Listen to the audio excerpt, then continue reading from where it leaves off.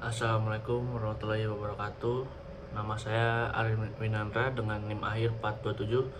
Saya akan menjelaskan tentang perkembangan hukum ketenagakerjaan di Indonesia.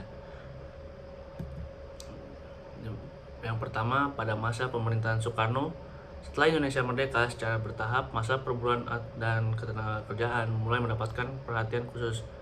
Adapun perkembangannya secara periodik dapat dilihat dalam 3 periode, yaitu era Orde Lama, Orde Baru, dan era Reformasi. Pada era Orde Lama terbentuk berbagai serikat buruh. Organisasi buruh yang sangat besar diawali oleh organisasi buruh yang bernama Barisan Buruh Indonesia atau BBI, yang berdiri pada tanggal 15 September tahun 1945.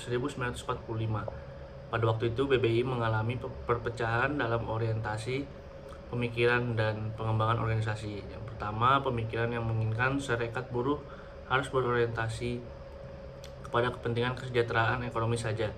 Yang kedua, pemikiran yang menghendaki orientasi ekonomi dan politik. Mayoritas memilih pilihan kedua dan berdampak pada perpecahan afiliasi politik serikat pekerja.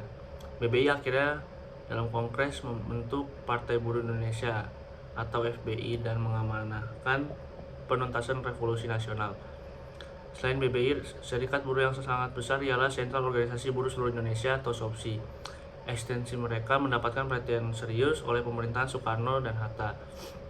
Melalui perjuangan SOBSI lahir berbagai instrumen hukum perburuhan yang sangat menjamin atas hak-hak mereka, seperti hak kebebasan berserikat dan berpendapat, hak atas upeti yang layak, hak cuti bagi kaum perempuan, hak kecelakaan kerja, hak istirahat dan jam kerja, dan hak tidak di PHK sewenang-wenangnya, dan lainnya. Lanjut, di masa pemerintahan Soeharto. Pada masa pemerintahan Presiden Soeharto, serikat buruh yang ketika Orde Lama yang dituduh bergerak pada ranah politik distigmakan rezim Orde Baru sebagai organisasi yang menjadi basis gerakan komunisme di Indonesia. Karena itu buruh dan organisasinya harus diawasi, dirombak, dan diganti dengan organisasi baru. Di awal Orde Baru dibentuklah Majelis Permusyawaratan Buruh Indonesia atau MPBI yang menyatukan seluruh organisasi buruh di Indonesia. Pada Februari tahun 1973, MPBI berubah nama menjadi Federasi Buruh Seluruh Indonesia atau FBSI sebagai satu-satunya organisasi buruh yang diakui oleh pemerintah. Kemudian namanya berubah lagi pada tahun 1985 menjadi Konfederasi Serikat Pekerja Seluruh Indonesia atau KSPSI, di mana seluruh serikat buruh di Indonesia harus berafiliasi dengan KSPSI untuk mengendalikan KSPSI. Pemerintah merumuskan sistem hubungan industrial Pancasila atau HIP berupa larangan berserikat selain organisasi bentukan pemerintah dan larangan aksi mogok karena bertentangan dengan Pancasila. Dalam sistem HIP dinyatakan bahwa pemerintah mempunyai peran untuk mengatur penyebaran dan penggunaan tenaga kerja dengan tekanan pada produktivitas dan pencapaian manfaat yang sebesar-besarnya. Pada masa pemerintahan B.J. Habibie, setelah pemerintahan Soeharto berakhir di tahun 1998, maka Indonesia mengalami masa reformasi. Di masa reformasi, kebebasan mulai diutamakan. Rakyat Indonesia diberikan kebebasan untuk berpendapat dan ikut serta dalam tahap mempengaruhi keputusan pemerintah. Di masa ini dapat dilihat perkembangan TKI sebagai berikut. Di masa kepemimpinan Habibie, Indonesia masih berada pada waktu pelita 6, yaitu mulai tahun 1944 sampai 1999. Pada masa itu, dampak krisis moneter di tahun 1997 menyebabkan target pengiriman TKI meningkat drastis dari 500.000 orang tenaga kerja pada pelita 5 menjadi 1.250.000 orang di TKI di pelita 6. Setelah krisis ekonomi yang melanda di tahun 1997, proporsi tenaga kerja dari Indonesia ke Malaysia atau Singapura terus meningkat. Hal ini disebabkan karena banyaknya pemutusan hubungan kerja atau PHK di tahun 1997 dan Malaysia sebagai negara tetangga yang paling dekat menjadi tujuan utama untuk bekerja. Hingga tahun 1999 diperkirakan kurang dari 1,5 juta TKI di luar negeri, baik yang ada di sektor formal maupun informal. Pemerintahan Habibie menginisiasi 2 keputusan Menteri Tenaga Kerja. Pertama, Nomor 204 tahun 1999 tentang penempatan tenaga kerja Indonesia di luar negeri. Kedua, skema asuransi sosial yang dibangun untuk buruh migran sebagaimana yang tertera dalam keputusan Menteri yaitu nomor 92 tahun 1998. Namun tidak banyak yang berbicara tentang perlindungan bagi buruh migran yang ada di dalam Kemenaker tersebut dan hanya terpusat pada isu-isu yang berhubungan dengan aspek manajerial dan operasional dengan hanya sedikit menyinggung perlindungan. Namun pada awal era reformasi inilah buruh baru mendapatkan kemerdekaan yang luar biasa untuk bisa mendirikan serikat buruh dari orde sebelumnya, yaitu Orde Baru. Pada masa pemerintahan Abdurrahman Wahid. Pada masa pemerintahan Gus Dur, peningkatan pengiriman TKI terus meningkat, bahkan pekerja perempuan lebih banyak daripada pekerja laki-laki. Pada masa Gus Dur tahun 1999 tercatat 302.000 buruh perempuan dan 124.000 buruh laki-laki, dan pada tahun 2000 tercatat 297.000 buruh perempuan dan 137.000 buruh laki-laki, dan di tahun 2001 tercatat 239.000 buruh perempuan dan 55.000 orang buruh laki-laki. Buruh perempuan yang banyak pada masa kepemimpinan Gus Dur yang bekerja di sektor jasa yaitu pembantu rumah tangga atau PRT menghadirkan berbagai masalah. Akibat kurangnya perlindungan dari pemerintah untuk meningkatkan perlindungan terhadap buruh perempuan tersebut, Gus Dur mempertegas komitmen Departemen Luar Negeri atau Deplu untuk memberikan perlindungan dengan dikeluarkannya Kepres nomor 19 tahun 2001 Kemenlu nomor 53 tahun 2001. Melalui Kepres ini dibentuklah direktorat baru di Deplu, yaitu Direktorat Perlindungan WNI dan Badan Hukum Indonesia atau BHI.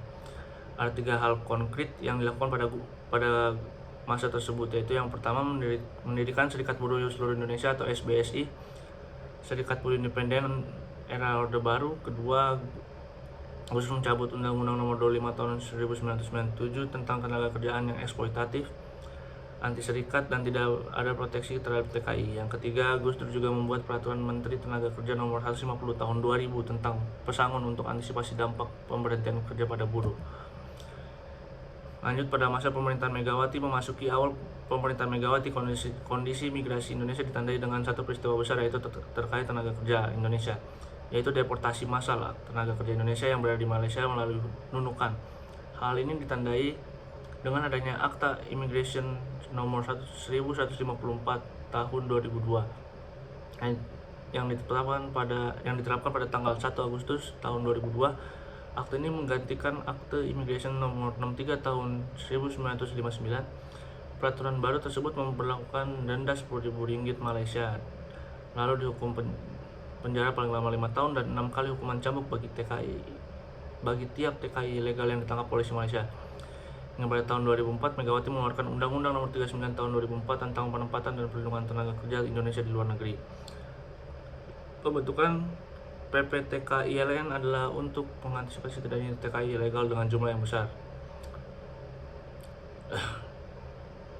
Peraturan ketenagakerjaan yang dihasilkan sangat fundamental, yaitu berikut ini adalah kebijakan yang dikeluarkan pada masa pemerintahan Orde Baru sampai pada reformasi. Pertama, peraturan ketenagakerjaan yang dihasilkan sangat fundamental, yaitu Undang-Undang Nomor 13 Tahun 2003 tentang ketenagakerjaan yang menggantikan sebanyak 15 peraturan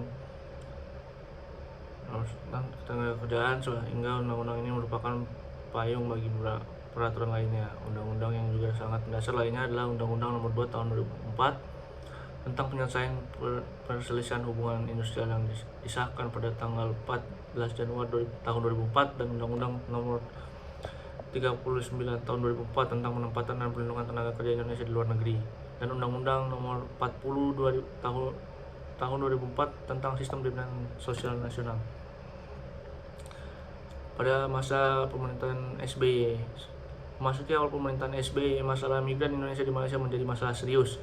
Tingginya angka pengiriman TKI ke luar negeri yang berbanding lurus dengan semakin tingginya pengangguran di Indonesia adalah pertanda kondisi perekonomian Indonesia dalam membuka lapangan pekerjaan baru belum terselesaikan.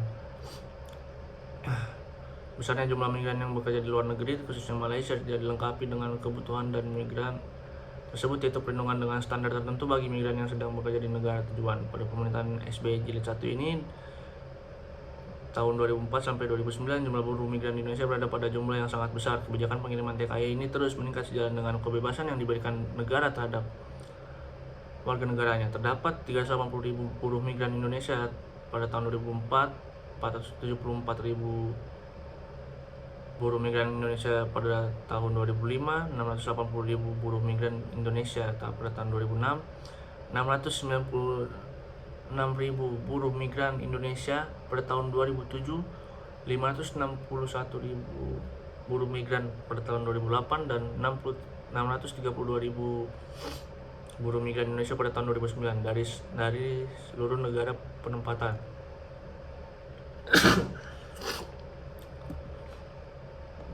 Pada masa pemerintahan Jokowi diwarnai dengan berbagai peristiwa penting global yang mengiringi perjalanan ekonomi nasional, terutama sektor ketenagakerjaan. Peristiwa global itu antara lain perang dagang antara Amerika Serikat dan Tiongkok, perang Rusia-Ukraina, serta pandemi COVID-19.